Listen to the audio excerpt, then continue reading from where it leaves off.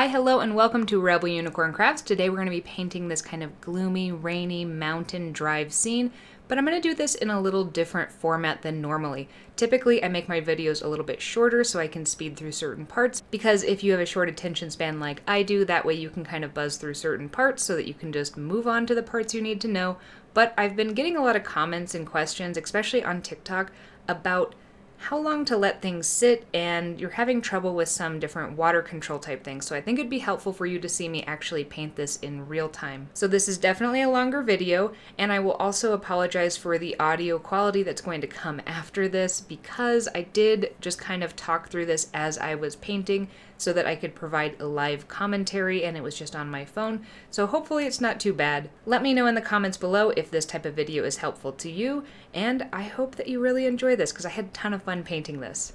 So I want to paint some mountains today, and I was browsing through my different photos and videos, and this is from a recent road trip, or within the last year, and I want to paint something inspired by this. So today the supplies that we're going to be needing are we're going to need our 2 cups of water and maybe a pipette for transferring some stuff in, or if you've got a spray bottle, that will help us re-wet our colors. If you want, you can tape the sides of yours down. I'm going to tape mine down just to get a nice kind of border within my sketchbook. This is 140-pound cold press paper in here. I am going to be trying to paint this in real time, so I'm going to be heavily using this hairdryer and able to kind of force the dry time. Then we're going to want 2 brushes for today. I've got my size 12 round brush, and then I'm also going to use a flat wash brush just to speed a few things up because we're going to be working wet on part of this. I also have my rag here in order to actually kind of dry my brushes off and clean them and things. And then today I think I want to play with the koi watercolors because I know a lot of you have these, and so I want to make sure that if you do have them, I've got a tutorial for you to follow along with. Let's go ahead and spray those down. Just let them kind of get to know the water a bit so they can reactivate. I'm going to set that to the side for a minute. And let's actually prep what we're going to be working on today. So the composition that I'm going to do today, I want it to be kind of a landscape orientation. And I think for the composition, that is going to be the best way to set this up. I don't always tape off in my sketchbooks, but I do kind of like taping off sometimes because it adds these nice polished edges within the sketchbook. So it kind of takes a work that maybe would just seem like a rough draft and makes it feel a little more polished. And you know, as with most artists, I have that sketchbook envy where I see those people who make absolutely beautiful sketchbooks, and I want mine to be kind of pretty, even though it really never is because I just kind of go with whatever. Okay, so the very first thing that we want to do in this painting is let's prep a couple colors here. So I want a bit of a blue and a blue-gray, and a lot of times I mix my own blues by combining my own grays by combining a couple different colors. Maybe let's do that for at least one. So let's take a little bit of that ultramarine and some of that orange, and let's grab a tester strip. Sorry, I got the in my mouth. And let's just actually double check what color we've got going on there. That'll make a nice gray. This set does include a gray in it. So if you wanted to, you could add a little water here and actually just take some of this black color to have a slightly different gray. Maybe let's thin that down a little bit. And then let's make some kind of gray-blue type colors. So we can just take some of this, and you could take a little bit of this to tone it down. Maybe a little bit of that. We want a couple different versions of this grayish color. We want some different blue grays. And maybe let's even take a blue over here. And let's actually make it a little bit kind of more purple-esque, purpley. And then let's turn that gray with a teeny tiny amount of yellow. It's a little more gray. Getting a little more brown, so maybe I'm going to take a little of this blue. Maybe just a little bit more blue. Okay, let's just check in and see what colors I have here on my palette. So this is the one here. I've got more of a blue. This one I feel like could be bumped up a little bit more. Oh, maybe I went too far. We'll find out. Oh, it'll be pretty good. I also have this. And then we have more of our neutral gray. So I just want a couple different gray colors that I can choose from here. All right, let's try moving this up here so that we can see a little bit better. And then I'm going to be dipping into some fresh, clean water here. And I just want to wet my entire page here. I want it to be nice and wet. We don't want it to be necessarily running around the page, but everything that we're going to put on, we want to be nice and softened by the wet on wet effect. So get it nice and wet. Depending on what climate you're in, this might require more or less water. You can always kind of check the amounts of water. You want a nice glisten, but you want to be able to see through to that color underneath. And then we're just going to take some of these grays, place them around. We want a couple different colors. We can also dip straight into that water. Going for a nice kind of rainy, drizzly day here.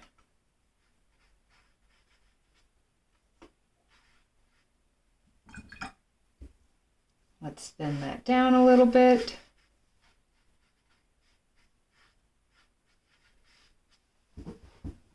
That could be pretty good there. I think I want a little bit more. You could always adjust some of your colors. Like I feel like that was too warm of a blue, so let's cool it just a little bit. You don't need to overthink this. The placement of this is not super important. What we're focusing on is just getting a little variation, because you can kind of start to see it kind of starts to look a little bit like clouds. You can also layer within different colors. And once you're happy with that, I'm almost there, I think. And we can just let this sit. We want to let this chill out for a few minutes,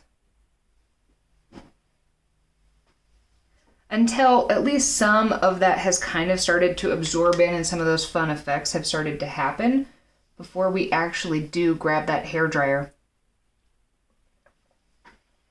I'm trying to do my best to actually show this kind of more in real time, so I typically like to do tutorials where I speed up and things like that, but I'm gonna try. There I just dropped in a little more water in a couple areas where I kind of wanted to push some pigment away. While this is still a little bit wet, we want to do the kind of foresty type layers that are softened at the back part, because they're a little bit in the background. So I'm going to take some of this green. This is like a forest type green. Let's take some of that brighter green. Let's grab a little bit of that red to tone that down. Let's check our color. And that'll make a pretty nice line of trees. So then coming in from the side, you want this to come about 2/3 of the way up almost. And while it's wet, we're just going to take our brush. And we're just going to tap, tap, tap, tap, tap, and then bring it down. We want a little variation. Wash your brush. Soften, soften, soften.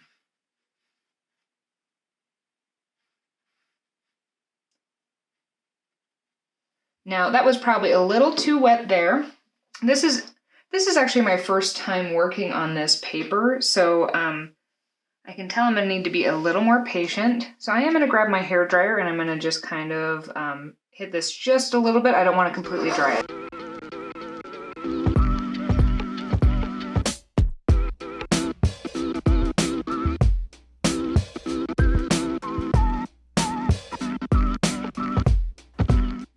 Okay, let's try to get, we want the tops to be softened, but I want there to be a little more definition. So that's definitely closer. Just take that tip of that brush and just vary the heights a little bit and just tap down. Wash your brush, soften, soften towards the bottom and onto the side. We don't want any harsh lines in this yet.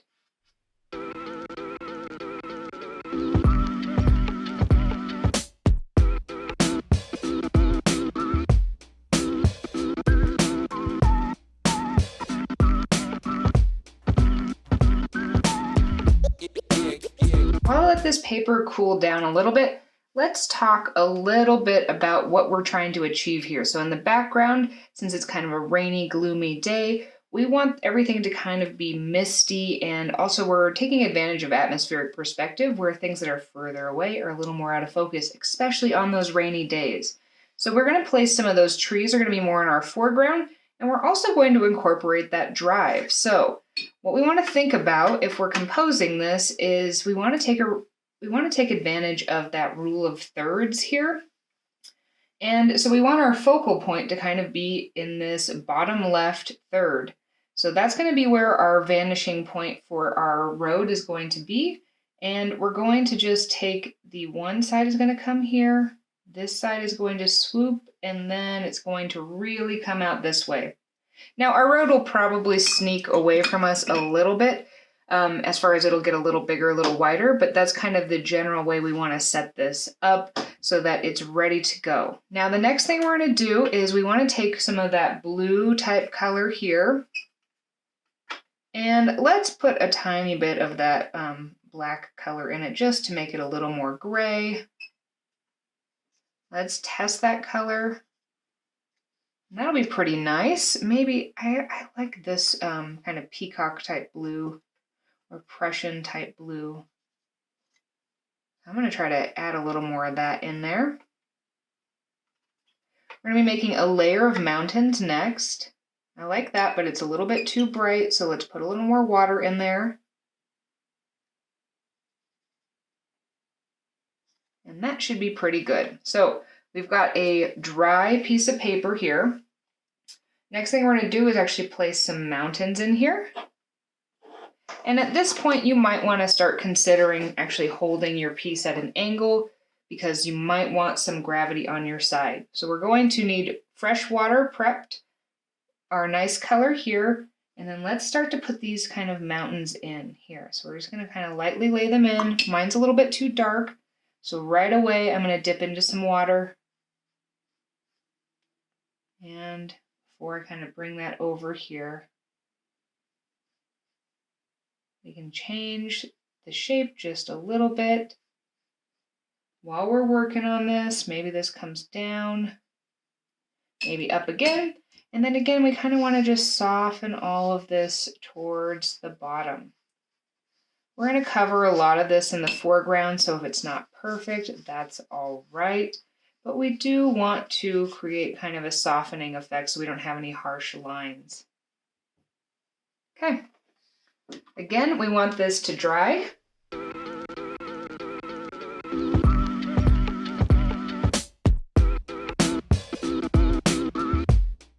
And I didn't completely bring all of that down to the bottom, so I can actually do a little of the road work while that is kind of getting started. I do want to put a general color all throughout. I'm just going to dip into any one of those gray colors. It might actually be a better idea to have just pre-wet this so it'll be nice and flowy, because you can definitely see where my first brush stroke was, so we're going to need to compensate for that a little bit.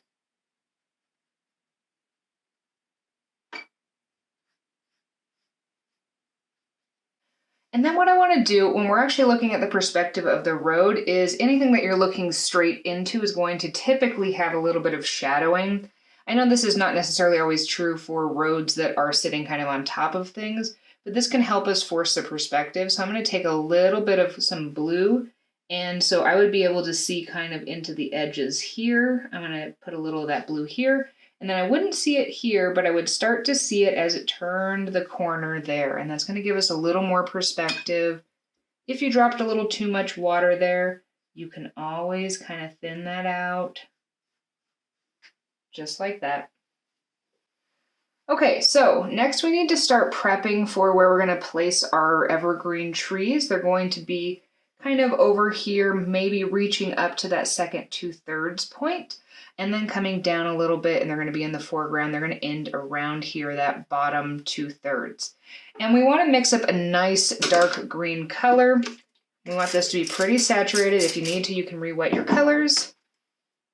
But let's go ahead and I don't have enough pigment in any of these that it'll really fight it that much. So I'm just going to grab one or two brushfuls of every green that's in this palette here. Let's just double check what that looks like. That is a nice bright and saturated green, but we do want this to be more of a foresty green.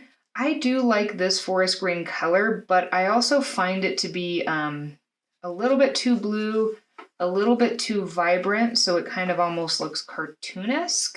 That's just a personal preference. You could totally use that color there. But what I'm actually going to do is tone this down again by just taking a little bit of that red color. So I'm using the complementary color to bring the general tone of it down. And that's going to be a super nice color. I can occasionally dip into that darker green or into that darker blue color. Now what I'm going to do is start to place my trees right in here. And the way I personally place my trees is I will make a line where I want the general trunk to be. Then near the top, I just kind of tap my brush and I just bring it down. I want there to be a little bit of white space. I want there to be, if you're not getting a super good point, you can always round that out there. I'm just going to kind of swoop and sweep here. Get a bit thicker towards the bottom.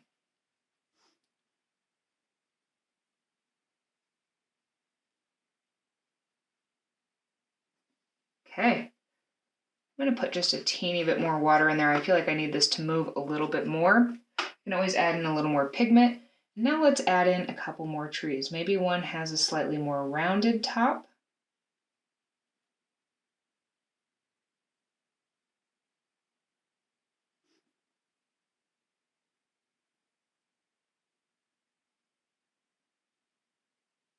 And we kind of want the bottoms of these to stay a little bit wet, just a little bit. So we're going to put a foreground in. You can also come in and drop in some darker blues or things into the centers if you feel like you need a little more darkness in these. So I'm just going to add in a couple more trees here.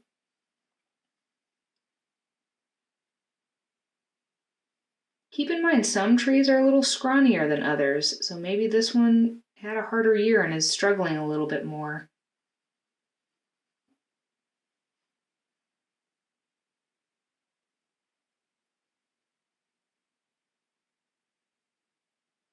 If you're having trouble like I was there at the top, you can always tap your brush off. That will help you get a finer point.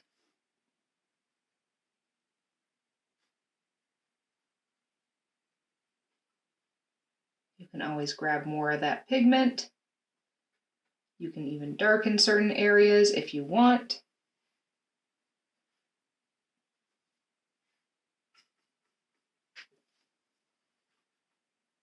Let's add in a couple more. Some of these are going to be a little bit, come a little further down in the foreground.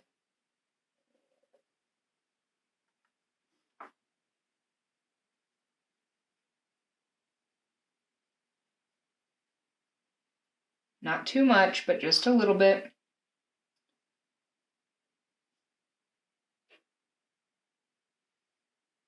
Again, maybe a little more of a struggly one that has a few more missing branches near the top.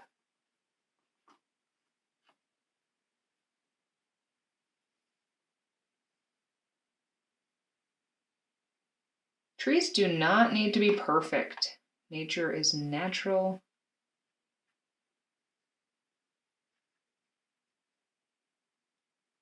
Maybe this one's a real big wide one here because I've got a bunch that are kind of a similar width and it's starting to feel a little stagnant, so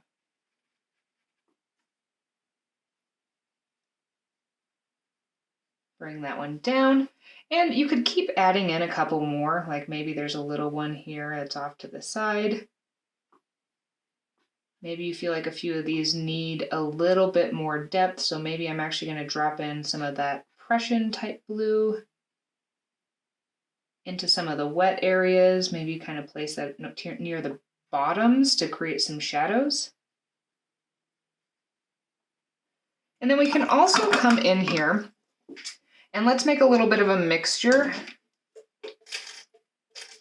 So my one complaint with this palette is this color here never gets very pigmented, but we want a nice kind of brown type color. Let's try to get some of this, try to get maybe a little bit of that. Oh, I got too much of that black, but that's okay. There we go. And maybe a little bit more of that burnt umber type color. I do not want too much of this in my brush, so you might want to consider kind of tapping it off. And then let's put a couple ones in there that are definitely struggling. So we want real fine lines.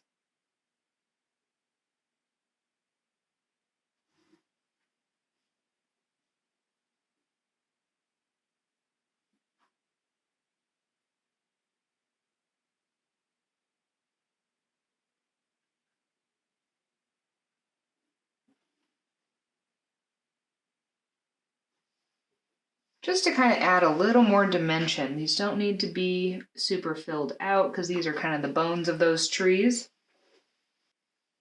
All right, then while these are still a little bit wet down here, what we want to do is let's take some of this brown right away and let's just kind of soften towards the bottom here. We're putting in our foreground here. So in my foreground, I'm going to rely on some greens and the yellow ochre and that kind of burnt umber type color. So let's grab some of this yellow ochre.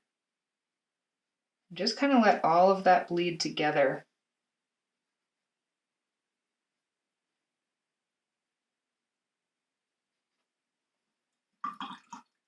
Wash your brush.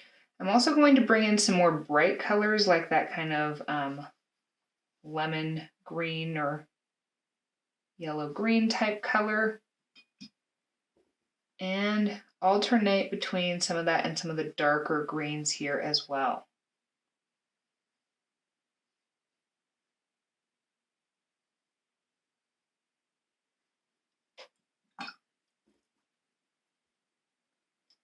While we're dipping into a couple of these, we also want to bring this over here. Maybe we've got a little bit of a hill and this is kind of going into a little valley here. Again, similar process. We're going to take a bunch of those different colors and we just want them to kind of all bleed together.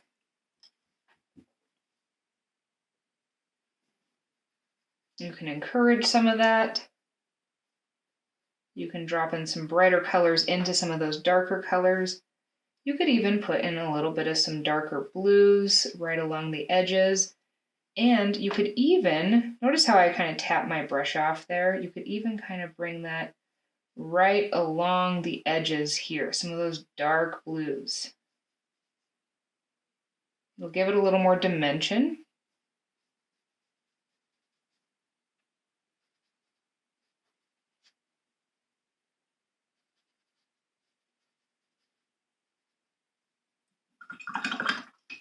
If you want, another fun thing you can do is lift out a little bit of color here. This paper does not seem to want to lift lift a lot, but that's okay. We can place a couple more colors. Let's definitely kind of shadow where some of these trees are, especially since we've got kind of that rainy day going. You could add in a little more texture here if you needed to. Even down here, if you've got some blank space.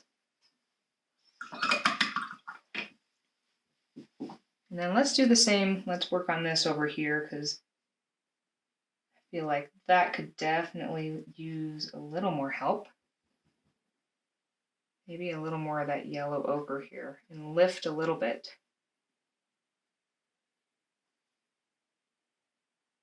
And then I personally like to put a little kind of blue. I think I need a little more concentration here as well to add in that kind of shadowy type effect. Let's shadow here.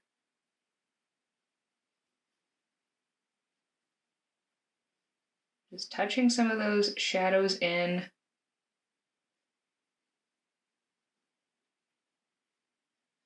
While everything is still pretty wet.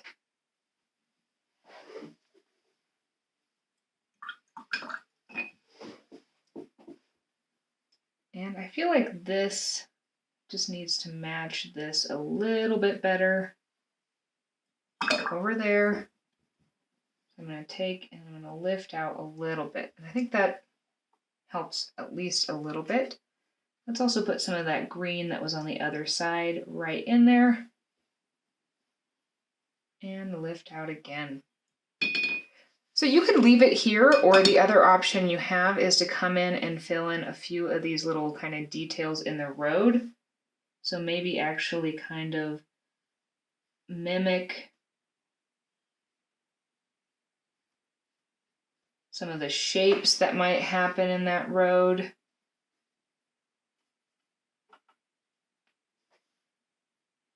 Concentrate more or less color kind of on the sides. That might be a little bit too much. We can always wash our brush, tap it dry.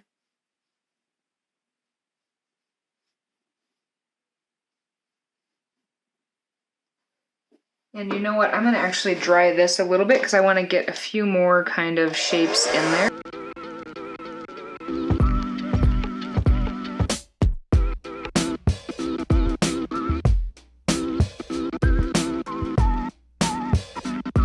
For my last step, I want to do just a couple little things. I'm going to take some of this kind of grayish color, and I am just going to kind of let some of these shapes be, just to give it a little more movement towards that. And I am also, while this is not completely dry, but it is definitely more dry, I am going to grab some darker colors, some of that pigment that's dried, and just try to load that up on my brush.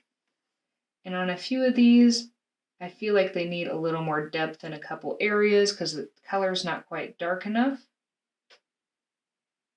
So I'm just going to add a little bit on there to add a little more texture. Don't need to overdo this too much, but I think it helps a little bit. And then let's actually dry this off and take that tape off so we can see our final result.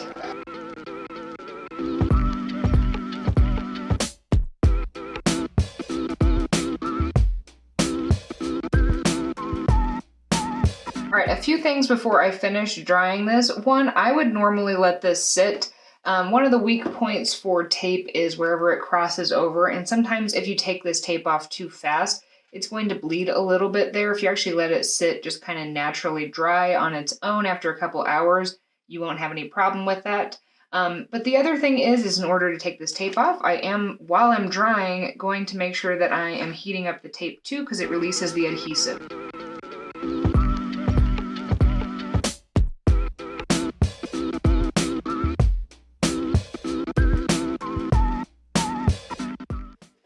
And there we have it.